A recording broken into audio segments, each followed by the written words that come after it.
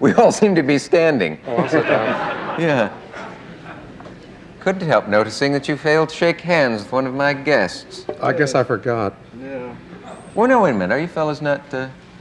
What? No. Nothing. Well, let's get... Are you No. friends? Or are you polite enemies? Let me put that another way. Are you impolite friends? Well, I'll tell you what we are, because it's interesting, really. I don't know any other case in my life like it. We were friends last time we saw each other, which was about 2 or 3 years ago. And since then, we've been doing nothing but write atrocious things about each other. I don't like to book people on because they don't like each other, and I don't even book the people necessarily. Occasional opinion about what's going on. But I did realize that you two have written a number of things about each other. Yes, yours have been long and mine have been short. But you said... Yours seemed long.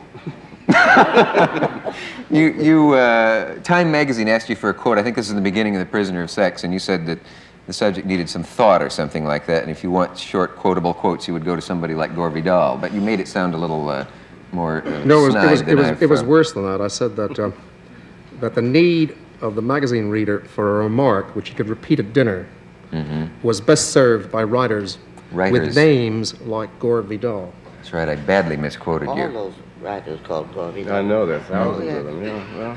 I'd really like to get into a discussion with Gore. He's been saying absolutely unspeakable things about me. He's been acting even worse than he usually does as a polemicist. You know, he's really, he's shameless in intellectual argument. He's absolutely without character, a moral foundation, or even intellectual substance. Okay. I mean, the perfect proof of what he does is that leave it to Gore to write a play about Richard Nixon. You know, I'm getting to the point where I'm going to end up liking Nixon. I mean, it's getting to the point, if you want to make $1 million, you know, carve up Richard Nixon's back with a knife. You know, poor president, he can't defend himself. You said vote for him? Well, if I keep reading and hearing, you know, and you and Roth keep making these killings, which just excites my economic envy, of course I'll vote for him. I'll finally say they're doing too much. He's not a bad man. He created peace with China, you know. Watch out. Well, it's a very quiet moment here that we There is a have, quiet Dick, moment. and, I wanted to give you time to think of defend something. yourself slightly there if you felt you needed to. Do you feel you've been attacked? No, I'm very fond of Norman. There's nothing he can do to attack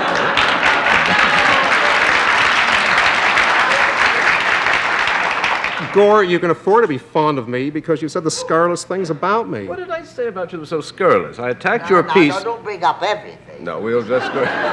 Bring a little bit. I attacked. I want to tell you something, I attacked your Janet Flannery, piece, if I sir. may. Gore may bring up everything because the contents of his stomach are no more interesting than the contents of the stomach of an intellectual cow. And Norman Mailer, the veal. being a, While we're slinging meat at each other, we will be, there'll be a message and we'll be right back. Somebody bring this all into focus. I'll try to bring it into focus. That Norman did a book on women's liberation. And his attitudes towards sex, some very interesting, some quite outrageous. It was a very anti-women's liberation piece, and he was very mean to a couple of the girls, particularly Kate Millett.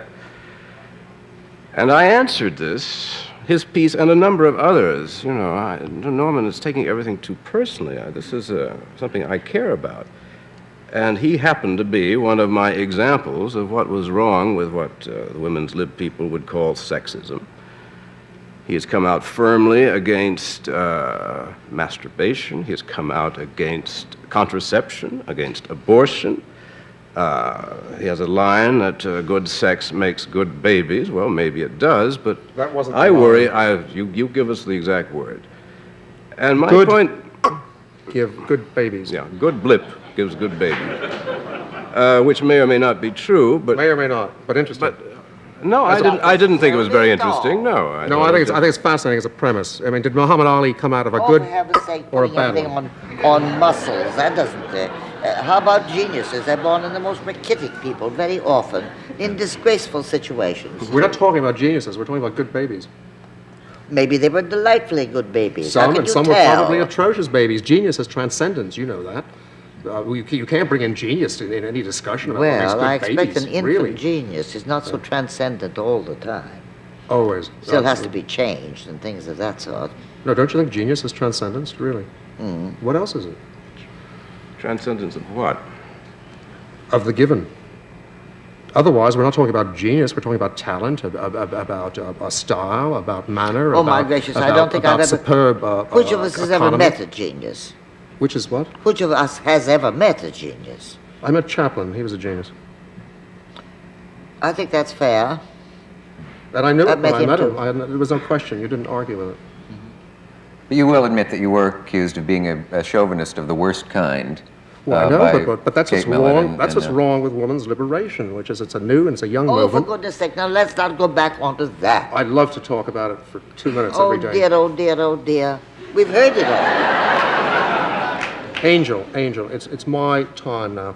And the law of the dinner table is that we now talk about what I want to talk about. Who passed this law? Didn't you? Don't we agree? Who passed this law, did you say? This law, this dinner table law, I never heard of it. Never Well, heard of it. it's just that I listen to you. It's going to be coffee time any minute.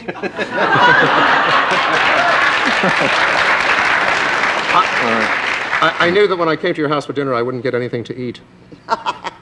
But pass the coffee. Yeah, that's it. But no, you have been called in great detail a male chauvinist of the worst kind, and various stories of yours, as you know, were cited. And this is all water under the bridge, I suppose. But it's just nonsense. It's just ridiculous. If I have anything at all, I have a complicated mind. In fact, I have a mind so complicated that Gore has said with some justice that my style is getting unreadable. It's one thing in his critique that I agree with. My style is getting difficult. It's hard when you have a lot in your head to write something. It's true. Gore has never encountered this problem.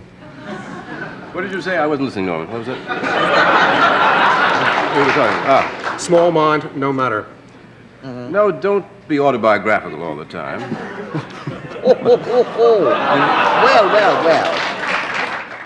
what did you ask him if he had a copy of this notorious piece of writing? This notorious piece of writing, yes, he brought the one page of it, which was my piece on women's liberation. It was more of the same after that, Gore. And piece on women's liberation, and particularly on the people who had started to attack the women, and some of the attacks, particularly male, Irving Howe, I thought uncalled for in their tone, and I suppose I was kind of rough in mine.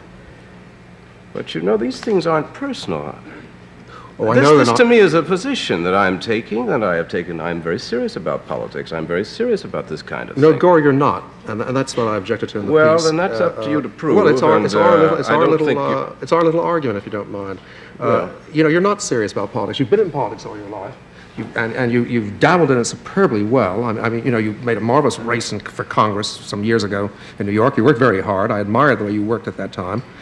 You're a sort of one of the wonderful things about you is that with all your sort of profound, essential right-wing snobbery, you become America's second or third or fourth most lovely liberal, which is one of the prestidigitation games of the intellectual world of the last 20 years. Second, third, fourth?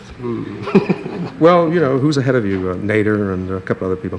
At any rate, the thing is that you have no standards. You have nothing you really are serious about, and you pay and play terrible games. You go in for intellectual adulteration, and that's what I won't put up with. You can do anything you want to any piece I ever write. You can rip it apart. You can tear it up, and by God, I may be bloody on the floor. But if you taught me something about writing, I'll look up and I'll love you for having taught me something about writing. But when you teach me something about the tricks of adulteration that exist in the world, when you talk about the sort of rot that goes on in ecology, you see about the rivers will never be clean again, and you pollute the intellectual rivers. Good God! Well, I must that's say, vomitous. I think it worries you that I made some comments about your recent writing not being very good. Well, I think it's excellent, but that's neither here nor there. I wasn't setting myself up as the famous writers' school, to give you any hints. It's just that I thought Why don't you try to your talk subject. just once, Gore, without yucks? Why don't you just talk to me instead of talking to the audience, huh? Well, by a curious thing, we have not found ourselves in a friendly neighborhood bar, but both by election are sitting here with an audience, so therefore it would be dishonest of us to pretend otherwise. All right, Gore, look. We are here with an audience by choice. But let us at least, hey, Miss Flanner, are you working as the referee or as Mr. Vidal's manager? I'm perfectly willing to accept you in either role. It is hard when you both talk at the Here's same manager. time. Yes. But my mind is fragile. I find it very hard to think, and if you're muttering in the background, it's difficult. Wow! He lost for mayor of New York. I never learned how. You both lost, didn't you? I mean, you're two unsuccessful political candidates. Gore was a very good politician, actually. He fought an uphill fight and he almost won. He did very well and he worked very hard at it. I ran an absolutely foolish, scandalously bad campaign, a stupid campaign. I was a total amateur and I'm ashamed of that campaign. It was awful and I did the most to defeat myself. So it's not a matter of that. I like fair measure on things that were done and Gore worked. I know how tough politics is now and Gore was a very good politician when he ran. Very good, a serious, sensible, hard-working, and he played the game, which is a tough game. What's happened to him since then, according to your lights? He's gone up and he's gone down. He's gone up and he's gone down, like many another. You know. Well, I know what annoys him about you because he's written it, and it's the idea of your having sort of assumed the Hemingway lifestyle when Hemingway died, and he called it the. But I haven't assumed that once. Hemingway. The boozing, brawling, goyish fool, worried about his liver. That worried me. That was an earlier period. That was an earlier period. That was the period of advertisements for myself when Norman was sounding like that. No, he's changed again. The good thing about him is his constant metamorphosis. He does re-bear himself like the phoenix, and what the next incarnation will be, I don't know. Well, you seem to have me figured out as the next reincarnation for me is going to be Charles Manson. Well, you let yourself... Why don't you read what you wrote? You let yourself in for it, and I will tell you, I'll give a little background here, that Mailer has all know that I stabbed my wife many years ago. We do know that, Gore. You were playing on that. Now, come on. I'm not to forget about it. Listen, well, no, you don't want to forget about it. You're a liar and a hypocrite. You were playing on it. But that wasn't a liar or a hypocrisy. I wasn't going to talk about it. The fact of the matter is that people who read the New York Review of Books know perfectly well. They know all about it. And it's your subtle little way of doing it. You know, the New Yorker once. Oh, I'm beginning to see what bothers you now. Okay, I'm getting the point. Are you ready to apologize? I would apologize if it hurts your feelings. Of course I would. No, it hurts my sense of intellectual pollution. Well, I must say, as an expert, you should know about that. I would like to.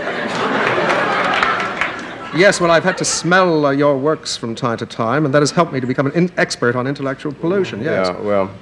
I was going to say, I was not going to... Men insult each other, not only in public, but you act as if you were in private. That's the odd way. It's the art of television, isn't it? It's very odd that you act so. You act as if you were the only people here. Aren't we? They are here. He's here. I'm here. And I'm becoming very, very bored. My...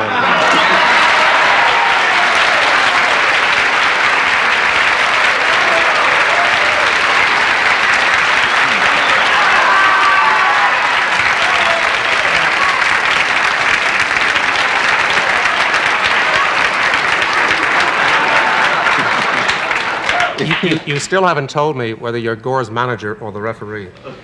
If you make history here by punching a lady... I won't have it. Now, look, you see this whole thing that goes on. Now you say if I make history by punching a lady. You know perfectly well that I'm the gentlest of the four people here. I just hope it lasts through the next whatever we have left. I guarantee you I wouldn't hit any of the people here because they are smaller. In what ways? Intellectually smaller. Well, let me turn my chair and join these three.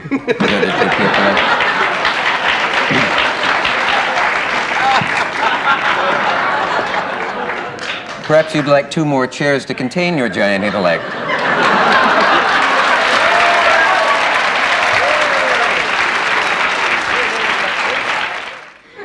Why don't you look at your question sheet and ask a question? Hey, can I talk to the audience for a moment? Why don't you fold it 5 ways and put it where the moon don't shine? Dick...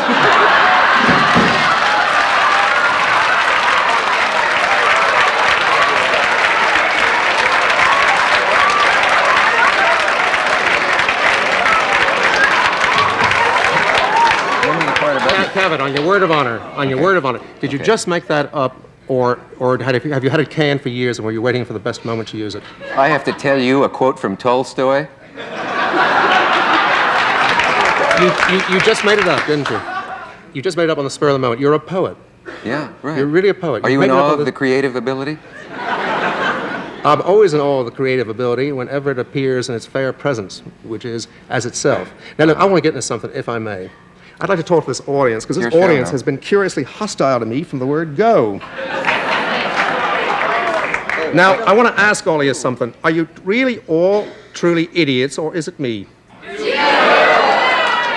Oh, that was the easy answer. Come on. I was going to ask the audience what I was doing that was making them cheer every time the other side connected with a pass from one to the other of my three opponents. Well, not I. Why, that's fair. Someone said I'm rude and someone said I'm being a snot.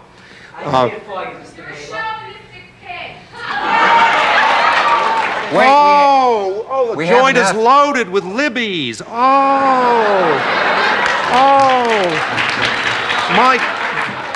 My God, it wasn't enough to trundle Janet Flanner along, the most formidable presence in the history of television, but you had to load the balcony with your libbies, your little libbies. Nowhere else to go for a good laugh. Well, now, wait a minute. There was only one lady's voice that rang out. Do you consider that loaded? It was the voice of legions. Well,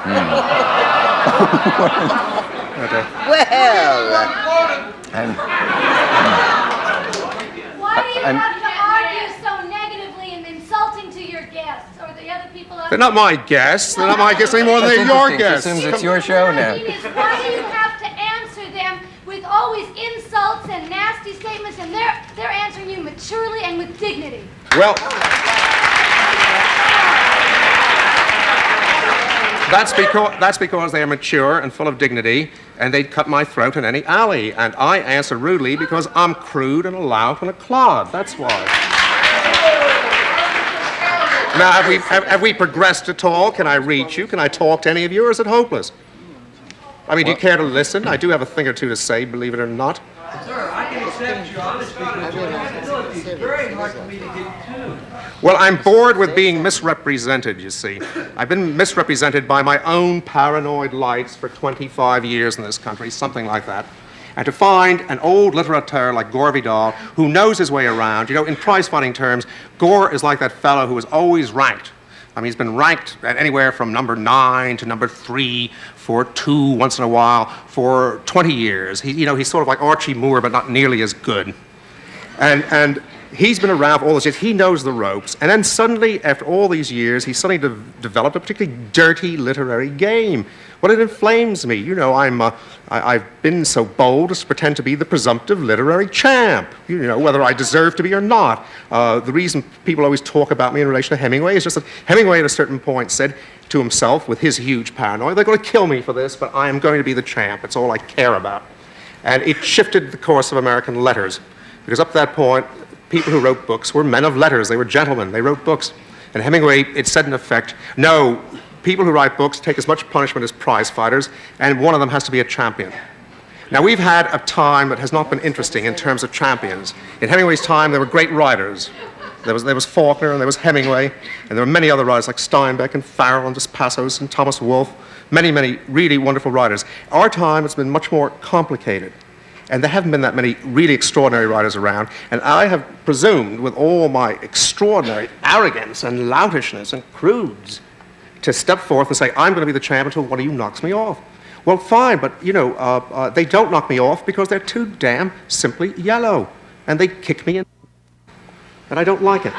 All this is about is I wrote a book called The Prisoner of Sex, which started off to be a book about women's liberation and what I thought of it. For Harper's magazine. And in the course of it, I found I couldn't begin to think about what I thought about women's liberation until I began to decide what I thought about sex.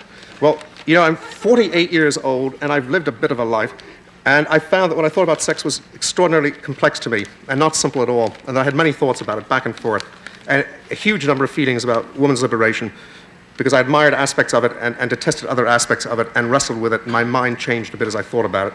And this book was an attempt to write about these things and think about these things and talk about them. And after the book was written, it was as if I had not written the book. The word that came out is, I was a male chauvinist pig. Well, that's dull. It's just dull. It's beneath us as Americans to think in thick, frozen terms of intellectual pollution. Excuse me. Then Gore, Gore comes along on his toes. He's a marvelous little boxer, as you saw. And Gore comes along and starts polluting these waters further. But he knows what he's doing. That's the trouble. He's a bad man. To answer Norman's charge about what a bad person I am, the attack on him really, if you want to know Norman, simply what I detest in you, and I like many things in you, as you know. I'm a constant friend despite this. But your violence, your love of murder, your celebration of rage, of hate, American dream, what was the dream? A man murders his wife and then his woman afterwards to celebrate an American man's dream. This violence, this knocking people down, this carrying on, is a terrible thing. Now, it may make you a great artist. It may make you a great artist. At the end, I'll listen, but I demand 1 minute at the end to return. It may make you an interesting artist. I don't say that. But to the extent that one is interested in the way that the society is going, there is quite enough of this stress, quite enough of this violence without what I think are your celebrations of it, your attitude towards women in this thing, which I thought really horrible. And you said I compared you to Charles Manson. I said Henry Miller in his way, Norman in his, and Manson in his far-out mad way are each reflecting a hatred of women and a hatred of flesh. And frankly, if I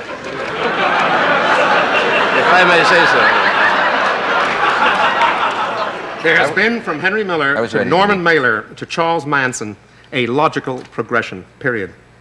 The Miller-Manson man, or M3 for short, has been conditioned to think of women as at best breeders of sons, at worst objects to be poked, humiliated, killed. And from there on in the piece, you speak of Miller, the great writer, Henry Miller, the greatest writer alive in America. If we're going to talk like muckers, I'll talk too like a mucker. Henry Miller, the greatest writer alive in America, and myself, and Charles Manson, a hugely complex Raskolnikovian figure, are spoken of, lumped together as M3. How do you call that good intellect working? To lump together 3 people is curious? As Henry Miller, Norman Mailer, and Charles Manson? Well, you must read the piece. You can't go... I read it. You have to read it, but the audience is not. You are selecting this one passage as representative of the whole. I make my case very carefully, but I will say, giving you a few minutes more on the program, you will prove my point. It is, I come back to what I said, I detest this violence in you. You have actually written that murder is never non-sexual. Well, is it ever non-sexual? Well, I'm even told... Don't you know, Gore? Not having murdered anybody lately, no, I don't know. I'm going to give you a line that Degas said to Whistler, 2 celebrated painters, and Whistler was a great performer like Norman. And Degas said, you know, Whistler, you act as if you had no talent. Yes, Gore, and I read it... You present yourself as though you really had no talent at all, and of course you are one of our best writers. And I read it in the same place you read it, which is Edmund Wilson's answer to Vladimir Nabokov in last week's Times. What's that got to do with it? I thought it was marvelous. Good. I'm happy that we both agree that the sentiment is correct. The difference is that I'd savor the remark and you throw it into the battle. He speaks of a character in a book of mine murdering his wife, a woman, as a celebration of American manhood. Now, I throw myself upon your court, hanging judge.